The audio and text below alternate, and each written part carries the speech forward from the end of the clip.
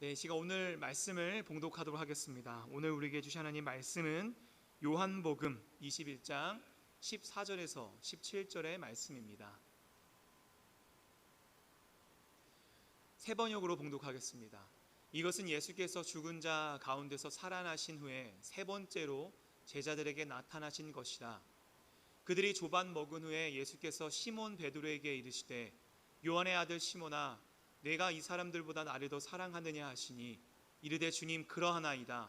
내가 주님을 사랑하는 줄 주님께서 아시나이다. 이르시되 내 어린 양을 먹이라 하시고 또 두 번째 이르시되 요한의 아들 시몬아 내가 나를 사랑하느냐 하시니 이르되 주님 그러하나이다. 내가 주님을 사랑하는 줄 주님께서 아시나이다. 이르시되 내 양을 치라 하시고 세 번째 이르시되 요한의 아들 시몬아 내가 나를 사랑하느냐 하시니 주께서 세 번째 내가 나를 사랑하느냐 하심으로 베드로가 근심하여 이르되 주님 모든 것을 아시오매 내가 주님을 사랑하는 줄을 주님께서 아시나이다. 예수께서 이르시되 내 양을 먹이라. 아멘. 김광년 목사님하고 한 교회에서 신앙생활을 했거든요. 초등학교 아주 코올리게 때부터 이제 봤는데 제가 신학하고서 이제 중등부 지도교사로 갔는데 이 김 목사님이 있는 거예요. 그러니까 코올리게 때는 사실 못 봤어요. 학교 아이들에게 관심이 없었으니까. 근데 이 친구가 그 당시 중등부 학생이 한 200명 모였습니다. 옛날엔 참 많이 모였어요. 근데 어느 날 학생부 회장이 된 거예요. 예, 총명했습니다. 그러더니 이 선생님한테 꼭 성경책을 꼭 중학교 꼬마가 이렇게 하고 다녔어요. 그때부터 예, 요 자세 아주 그대로입니다. 이렇게 예. 성경을 얼마나 열심히 읽었는지 제 기억에 중학교 2학년 학생이요. 성경 박사였습니다. 성경 박사. 아마 저보다 그 당시 저보다 더 많이 알았을 거예요. 근데 하루는 저를 찾아와서 질문을 해요. 선생님 구원 받으셨습니까? 그래요. 얼마나 당황했는지 몰라요. 예, 아주 뒤통수를 하는데 그럼 이 친구 보통이 아니구나. 그래서 그때 제가 충격을 받고 그때부터 저도 이 구원 문제에 대해서 내가 정말 구원을 받았나? 어쩐가 고민을 하기 시작했던 그런 기억이 있어요. 여러분 구원 받으셨습니까? 나는 좀 긴가민가 한데요. 계세요? 없죠? 네. 구원 어떻게 받는 건가요? 그렇죠. 믿음으로. 믿음으로 가는 나라 하나님 나라. 네. 어느 분이세요? 한번 어떤 분이세요? 오, 권사님이신가요? 네. 권사님도 이 교회의 보배입니다. 제가 김광영 목사님 설교를 부탁해서 사이트에 들어가서 동영상을 좀 봤어요. 예배 동영상. 근데 어디서 계속 아멘, 아멘 하는 소리가 계속 들리는 거예요. 그래서 내가 한번 가면 좀 이분 좀 한번 만나봐야 되겠다. 그런 생각을 했는데 계속 하세요. 예, 좋아요. 근데 여러분은 어떻게 들으실지 모르지만 설교하는 분들은 힘이 납니다. 그렇겠죠? 예, 감사해요. 예, 뭐 쫄지 말고 계속 아멘 아멘 하세요. 예. 아멘 하는 대로 복을 받습니다. 아멘. 구원받는 것은 행함으로가 아니라 믿음으로 받습니다. 이에 대해서 의구심이 있는 분 없으시죠? 네. 마틴 루터가 종교개혁을 하면서 내건 슬로건이 뭐죠? 오직 믿음으로 구원받는 거예요. 우리가 이 세상에 지금 살면서 해야 될 일이 산더미처럼 많습니다. 바쁩니다.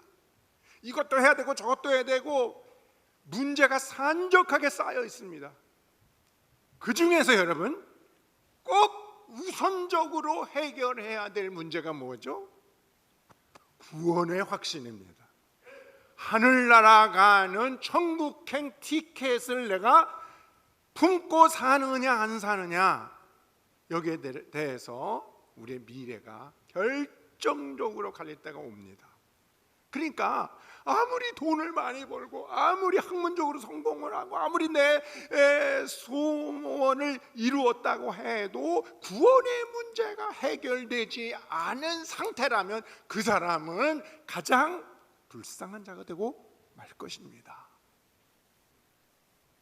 여러분, 나는 구원 받았는지 안 받았는지 잘 모르겠다 이러신 분들은 예배 끝나도 일어나지 마세요. 그 문제가 해결될 때까지 예배당을 떠나지 마세요. 오늘 아멘이죠? 그거 해결해 놓고 사셔야 돼요. 네. 그런데 자, 구원 받았어요. 우리 다. 믿음 없는 사람은 없습니다. 거기서 끝인가요? 나 이제 믿음으로 구원 받았으니까 됐어. 거기서 끝이 아닙니다. 오늘 본문을 읽어보면 예수님과 베드로의 대화가 나오지요. 이 베드로는 수제자였어요. 주는 그리스도시요 살아가신 하나님의 아들입니다라고 하는 유명한 신앙 고백을 했던 사람이에요.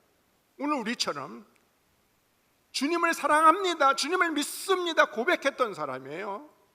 근데 그가 계집종 앞에서 결정적인 순간에 그렇게 믿음이 좋았던 베드로가 주님을 배신합니다.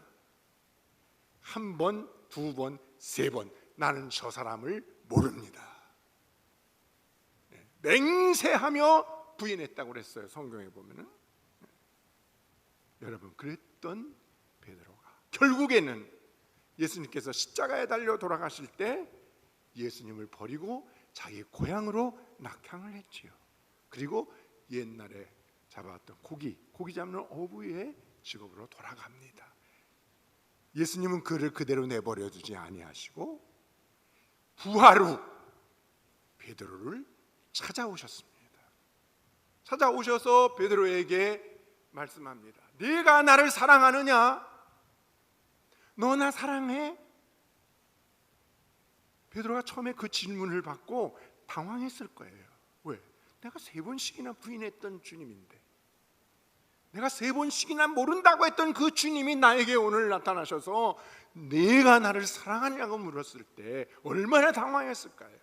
그것도 한 번도 아니고 3번씩이나. 아마 그 짧은 시간이었지만은 베드로는 3번째 내가 나를 사랑하냐고 물으셨을 때 통곡을 했을 겁니다. 그리고 자기 자신의 믿음을 돌아보았을지도 몰라요. 그리고 결단해서 한 대답이 뭐였죠? 내가 주님을 줄 주께서 아시나이다. 글쎄요, 큰 소리로 했을까요? 목이만한 소리로 했을까요? 미안하고 죄송하고 죄인된 심정으로 두렵고 떨리는 그런 마음으로 어쩌면 울먹이면서 통곡하면서 내가 주님을 사랑하는 줄 주께서 아십니다 했을 거예요. 나는 그 베드로의 고백을 믿고 싶습니다. 거기까지가 우리가 지금 주님을 믿습니다, 믿음으로 천국 가는 줄 믿습니다 하는 그 고백과 동일한 거예요. 그러면 예수님께서 아이고 베드로야 됐다, 넌 참 훌륭한 믿음을 가졌구나. 그리고 하시는 말씀이 그래 네가 나를 사랑해? 그러면 사랑한다고 말해봐. 한 5번만 그러셨을까요? 그게 아니었죠. 뭐라 그랬었어요? 오늘 설교 제목입니다. 내 양을 먹이라. 여러분 주님을 믿습니까? 주님을 사랑하십니까? 거기에서 끝이 아니라 주님 오늘 네가 정말 나를 사랑한다면 내 양을 먹이라. 아마 이 자리에 오셔서 우리에게 물으셨을 때 우리가 이런 고백을 할 수 했다면은 주님은 분명히 우리에게 아이고 착하다 하지 아니하시고 내 양을 먹이라 이런 명령을 하셨을 줄 믿습니다. 그러면 내 양을 먹이라는 말씀은 무슨 말씀인가요? 오늘 제가 드리고 싶은 말씀은 바로 이 말씀입니다. 내 양을 먹이라는 말씀은 어떤 의미를 가지고 있는가? 여러분 이 세상에는요 자기 자신만을 위해 살아가는 사람 많습니다. 돈 때문에 사는 사람도 많아요. 아니면 무슨 학문적인 지식과 명예와 권세, 권력 이런 거를 취득해서 사는 사람도 많습니다. 여러분은 왜 사십니까? 뭘 얻으려고 지금 살고 있습니까?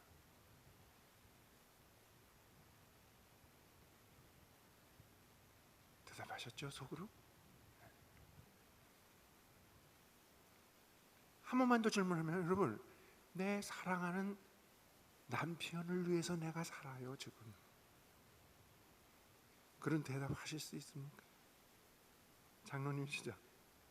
권사님이신가? 네, 예, 권사님. 나는 내 남편을 위해서 삽니다. 그렇게 대답하실 수 있나요? 나는 내 사랑하는 아내를 위해서 삽니다. 그런 대답할 수 있는 분 오른발 들어보세요. 내 자식을 위해 살아요. 아니면 예수님을 위해 살아요. 돈이 아니라 예수님을 위해서 살아요. 그건 대답할 수 있나요? 여러분, 여러분이 그 어떤 대상, 지극히 적은 소수의 대상, 아니면 한 사람, 단 한 사람을 위해서 내가 살아가면 여러분은 사랑의 사람이에요. 사랑하는 사람이에요. 아멘. 그런데 이것도 아니고 저것도 아니고 내 자신을 위해서 아니면 돈을 벌기 위해서 돈 때문에 이런 대답을 하는 사람들은 미안하지만 욕망으로 채워진 삶을 산다고 봐야 합니다. 욕망이 밀어내는 삶을 살고 있다. 베드로는 다른 사람을 위해 사는 줄 알았어요. 예수님 때문에 사는 줄 알았어요. 그러나 그가 결정적인 예수님 부인하고 도망가잖아요. 그걸 봐서도 베드로도 역시 자기 자신을 위해서 욕망을 채우기 위해서 살았던 삶이 아니었는가 의심스러워요. 그러다가 예수님을 만나서 진짜로 변화가 된 거예요. 나를 위한 삶에서 이웃을 위한 삶으로 그 삶이 바뀐 것입니다. 사랑하는 여러분, 참으로 이 내 양을 먹이라는 이 의미를 오늘 이 예배를 통해서 여러분 마음속에 잘 간직하고 돌아가시기를 바랍니다. 그리고 그대로 사시기를 주님의 이름으로 축원합니다. 베드로는 내 양을 먹이라는 예수님의 이 말씀에 순종하고 깨닫고 그가 십자가에 거꾸로 매달려 죽을 때까지 양을 위해서 주님이 맡겨주신 그 양을 위해서 이웃을 위해서 살았습니다. 주님이 오늘 이 자리에 우리에게 똑같은 질문을 하신다면 여러분 베드로와 같은 결단을 하시는 여러분이 되시기를 주의 이름으로 축원합니다. 사랑은 철학적인 용어가 아닙니다. 형이상학적인 용어도 아닙니다. 수사학적인 용어도 아닙니다. 사랑은 내가 살아내야 할 구체적이고 실제적인 삶입니다. 더 구체적으로 주님의 양을 먹이는 삶, 그것이 사랑이요, 그것이 주님을 믿습니다 고백하는 사람들의 삶이 되어야 합니다. 하나님 사랑합니다. 하나님, 내가 하나님을 믿습니다. 이렇게 말하지 않아도 내 가정에서 진심으로 내 아내를 사랑할 수 있다. 내 남편을 진심으로 사랑할 수 있다. 내 자녀, 내 이웃, 내 사랑하는 성도들, 내 목사님 진심으로 내가 사랑할 수 있다면, 말로 내가 사랑한다고 고백하지 않아도 나는 이미 몸으로, 삶으로 주님을 사랑합니다 고백하는 사람인 줄 믿습니다. 맞죠 여러분? 네. 거꾸로 내가 내 옆에 눈에 보이는 부모를 사랑하지도 못하면서, 내 아내, 내 남편, 내 자식을 사랑하지도 못하면서 말로만 하나님 사랑합니다 고백한다면 그 사람은 정말 하나님을 믿는 사람일까요? 하나님을 사랑하는 사람일까요?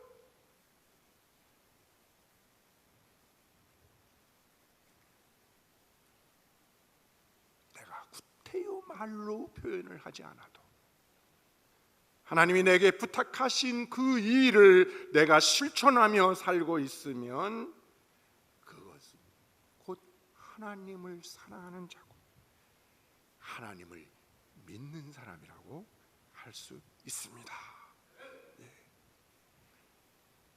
마더 테레사와 같은 거창한 예를 안 들어도요, 우리가 그런 거창한 그런 삶을 살진 못한다 해도 오늘 내가 집에서 가족들을 기다리면서 맛있게 정성껏 밥을 짓는다. 여러분, 그거 사랑 아닌가요? 저는 사랑이라고 믿습니다. 남편 집을 나가서 일찍부터 나가서 열심히 돈을 벌고 일을 하는 거, 나 그거 사랑이라고 봐요. 그것도 주의 일입니다.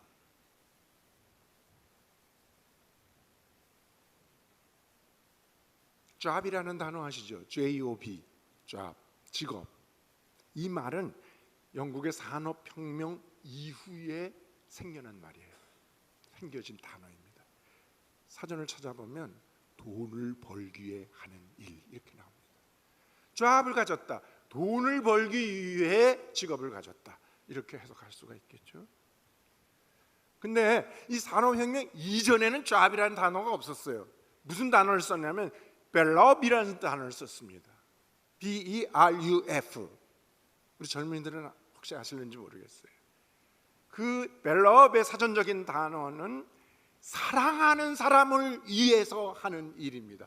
돈을 벌기 위해서 하는 일이 아니라, 같은 직업이라는 우리 한국말로 해석하지만은 이 beruf과 job은 천지 차이가 납니다.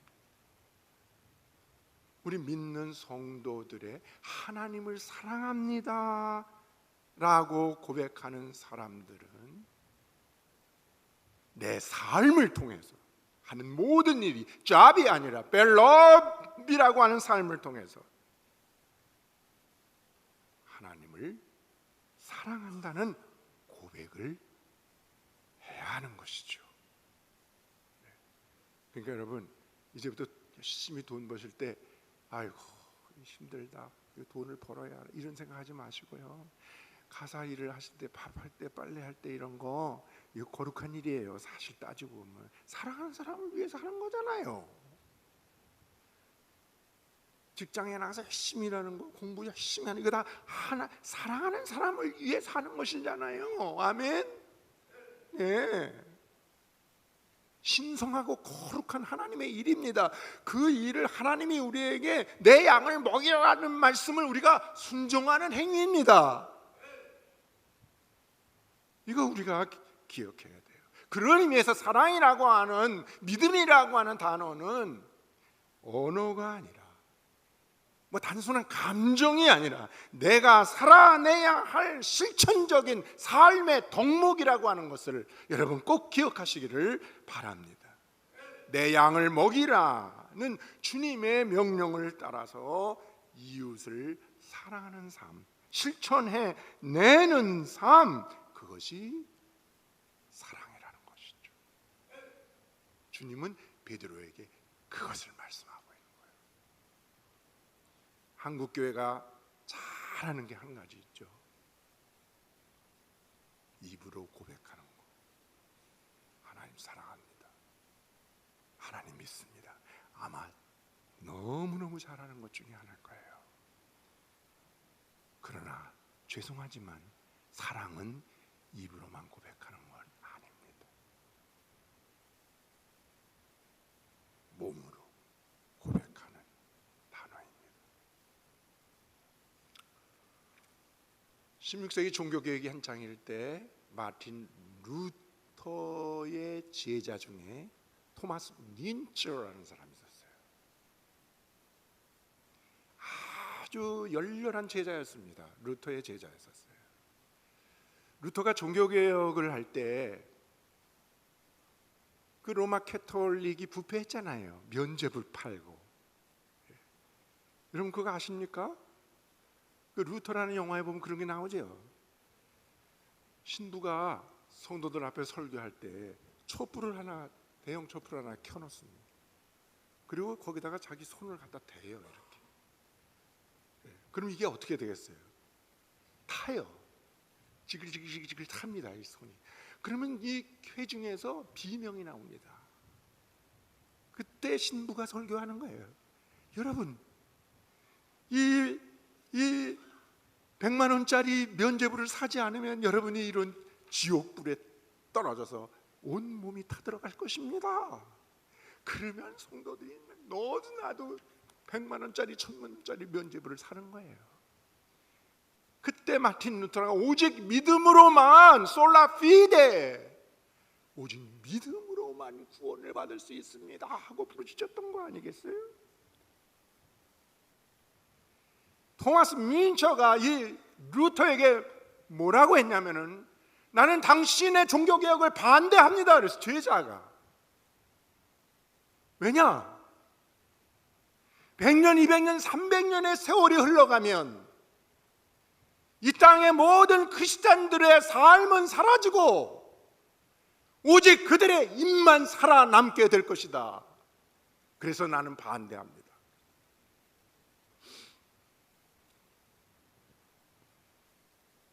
여러분 어떻게 생각하십니까? 이 민처의 예언이 맞았어요? 틀렸어요? 비슷해졌죠?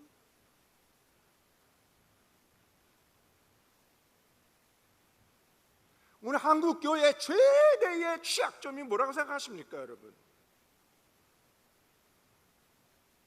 왜 건강하지 못한 교회들이 이렇게 많습니까? 입으로 고백은 잘하지만 행함이 없습니다. 그런 교회는 건강한 교회라고 할 수 없습니다.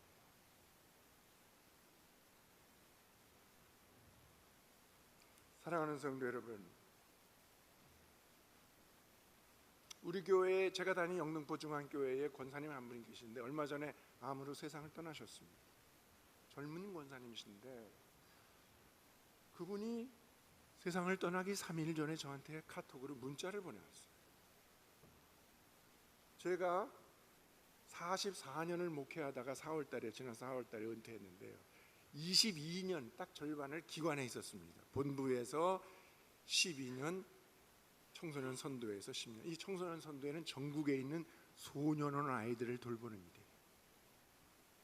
전국에 소년원이 10군데가 있는데 한 군데 한 200명씩, 한 2000명이 수용되어 있습니다.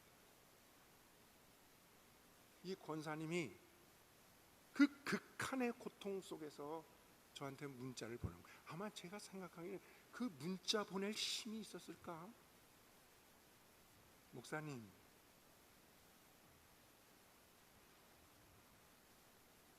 후원금을 보냅니다. 다만에 청소년들을 위해서 써주세요. 그리고 철자가 막 엉망이에요. 아마 떨린 손을 가지고 간신히 그 문자를 보냈을 것이라고 저는 생각해요. 지금도 그 권사님 생각하면요, 목임이에요. 내 양을 먹이라.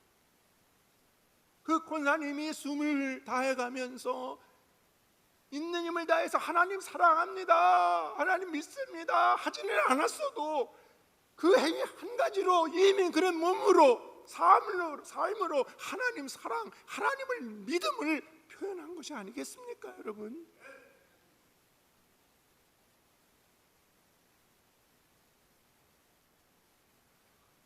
제가 이 일을 10년에 처음 시작할 때 김천 소년 교도소라는 곳이 있습니다. 거기 가면요, 20살, 21살, 22살 청소년들, 소년들만 수용하는 시설인데 강력범들만, 이게 소년원하고는 틀린 곳이에요. 거기를 처음 가서 이 아이들하고 예배를 드리면서 얼마나 무서웠는지 몰라요.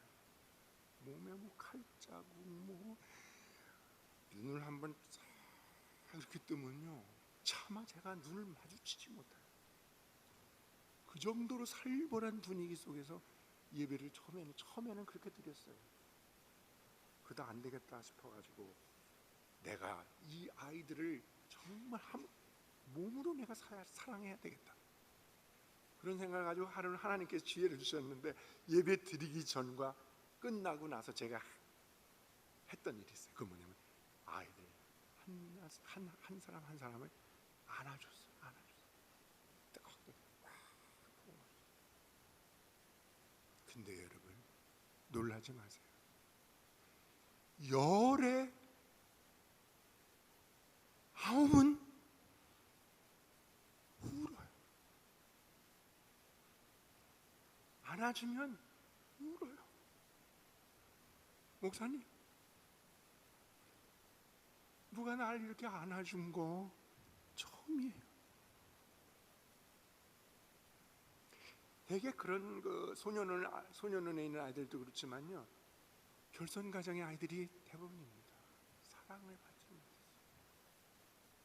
그래서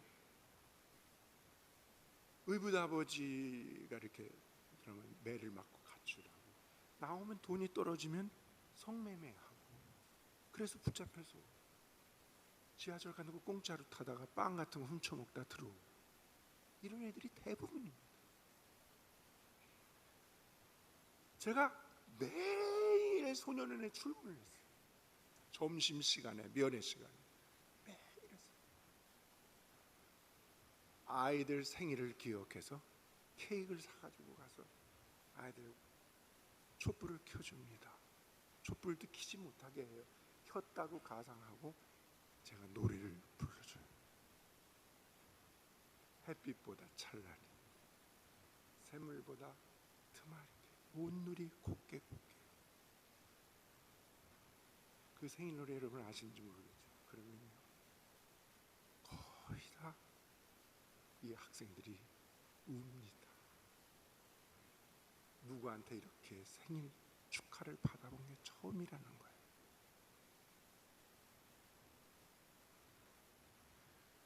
여러분, 눈을 크게 뜨고 조금 멀리 내다보면 나의 사랑을 받을 만한 이웃들이 넘쳐요. 내 양을 먹이라.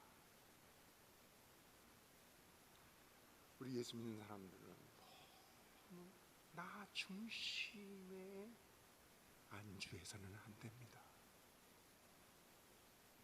이웃을 볼 줄 아는, 하나님이 맡겨주신 어린 양을 바라볼 수 있는 여러분들이 되시기를 주의 이름으로 축원합니다. 마태복음 25장 31절에 보면 재림주로 오신 예수님께서 사람들을 오른편 왼편으로 갈라놓고 오른편에 있는 사람들에게 뭐라고 말씀을 하시죠? 하나님께 복받을 자들이여 너희를 위해 예비된 나라를 상속받으라. 너희는 내가 줄일 때에 먹을 것을 주었고, 내가 목마를 때에 마실 것을 주었고, 내가 나그네 되었을 때 나를 영접해 주었고, 헐벗었을 때 입을 것을 주었고, 병들었을 때 나를 돌봐 주었고, 옥에 갇혔을 때 나를 찾아와 주었다. 그러니까 사람들이 뭐라고 해? 아니요 주님, 난 그런 적 없는데요. 그러니까 예수님이 뭐라고 말씀합니까? 내 형제 중에 지극히 작은 자에게 하나에게 한 것이 곧 내게 한 것이다. 너희는 영생에 들어가리라. 주님 믿습니다. 거기에서 끝나는 신앙, 그 믿음으로 구원받고 천국 가는 것은 100%, 1000%, 10,000% 맞지만 거기에서 끝나서는 안 된다는 것을 지금 설명하고 있습니다. 마태복음 7장 21절에 보면 나더러 주여 주여 하는 자마다 다 천국에 들어갈 것이 아니요 다만 하늘에 계신 내 아버지의 뜻대로 행하는 자라야 들어가리라. 믿으십니까 여러분? 입만 가지고는 천국 못 간다, 이 말씀 아니겠어요? 내 어린 양을 먹여야 천국에 갈 수 있다, 그 말씀 아니십니까? 마태복음 6장 33절에는 너희는 먼저 그의 나라와 의를 구하라, 그리하면 이 모든 것을 너희에게 더하시리라. 이 모든 것을 더해 주신다는데 먼저 그의 나라와 의를 구하고 싶지 않으세요 여러분? 여기에서 그 나라와 의는 의를 먼저 구하라는데 뭘 알아야 구하지? 의는 뭡니까? 성경 원문에 보면 여기에 의는 구제라는 뜻을 가지고 있습니다. 구제, 섬김, 나눔, 베품, 즉 하나님의 어린 양을 먹이는 일. 아멘. 네, 그거 먼저 하라는 거예요. 그거 먼저 구하라는 거예요.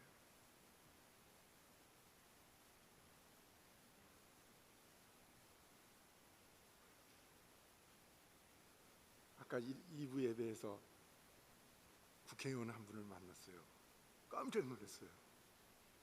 이 땅에 300명의 국회의원들이 자기가 하는 일을 잡으로 생각하지 않고 러브로 생각하고 일을 한다면 이 사회가 아마 바뀔 겁니다.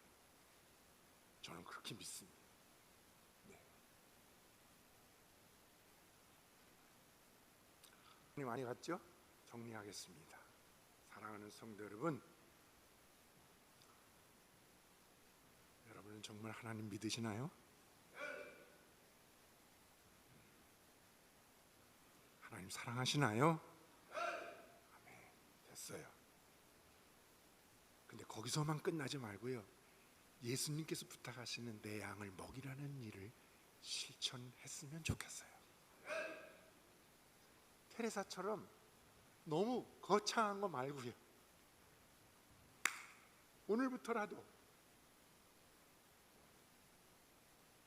내 아내 내 남편을 진심으로 한번 사랑해 보세요. 그것부터 해요. 그것부터.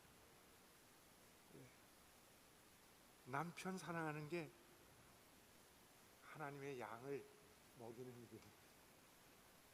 네.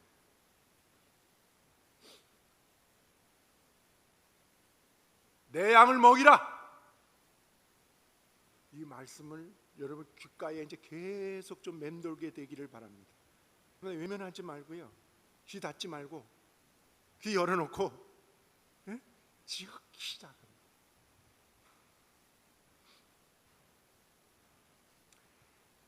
큰일, 큰 거 말고요, 작은 거. 제가 전도사 생활을 1980년도부터 했거든요. 그때 한 달 월급이 14만 원이었어요. 14만 원. 그때부터 집사람하고 약속을 했어요. 우리 월급의 10의 1은 11조를 하고 10의 1은 그를 위해서 씁시다. 근데 초창기에는요, 그게 정말 힘들었어요. 그것도 실천하기가 힘들어요. 근데 넉넉고 입으로만 믿습니다 하는 것보다 그런 고민은 있어야 되지 않겠습니까, 여러분? 네. 이 한국 교회가 건강한 교회가 되려면, 좀 죄송합니다, 복 받는 교회가 되려면, 주님의 명령을 따르는 교회가 되려면 어린 양을 먹이는 일에 게을리하지 마시기를 바랍니다. 이제부터는 입으로만 하는 것이 아니라 내가 살아가는 삶으로 하나님을 믿습니다, 하나님을 사랑한다는 방증을, 증거를 보여줘야 하지 않겠습니까? 네. 믿습니다, 하나님, 나 하나님 믿어요, 천국 보내주세요. 그 하나님이 그래? 너 나 믿는 증거 좀 보여줘봐. 이럴 때 하나님 믿습니다, 하나님 사랑합니다 입으로는 고백하면서 아무런 증거도, 내 삶 속에서 하나님께 아무 증거도 보여드릴 수 없다면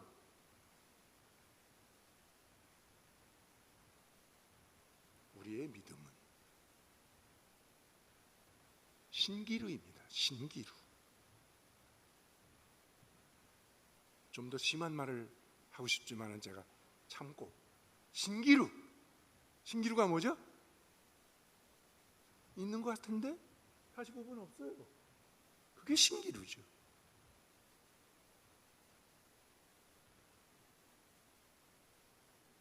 비가 오고 바람이 불고 창수가 나면 모래 위에 지은 집은 그 무너짐이 심하니라.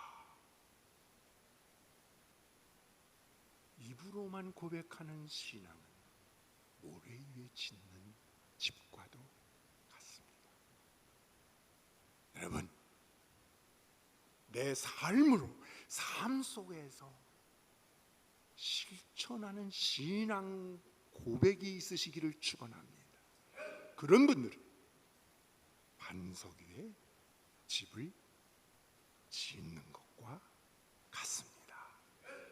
그래서 우리 교회가 너무 아름다워요. 소문은 들었지만은 이렇게 교회, 여러분, 이게 다 어떻게 해서 이 교회를 건축했습니까? 여러분의 땀과 눈물과 헌신과, 그렇죠? 그런 게 다 모아졌어요. 그게 뭐예요? 다른 말로 말하면 입으로만 고백한 여러분이 아니라 내 삶으로, 내 몸으로 하나님 사랑하는 사랑을 표현해 드렸기 때문에 이 교회가 건축될 수 있었다고 저는 굳게 믿습니다. 여러분, 그래서 주님 오실 때 최고의 상급도 받고 칭찬도 받고, 그것보다도 모래 위에 짓는 집까지 무너지지 않는 굳건한 반석 위에 집을 지어 가시는 여러분의 믿음이 되시기를 주의 이름으로 축원합니다.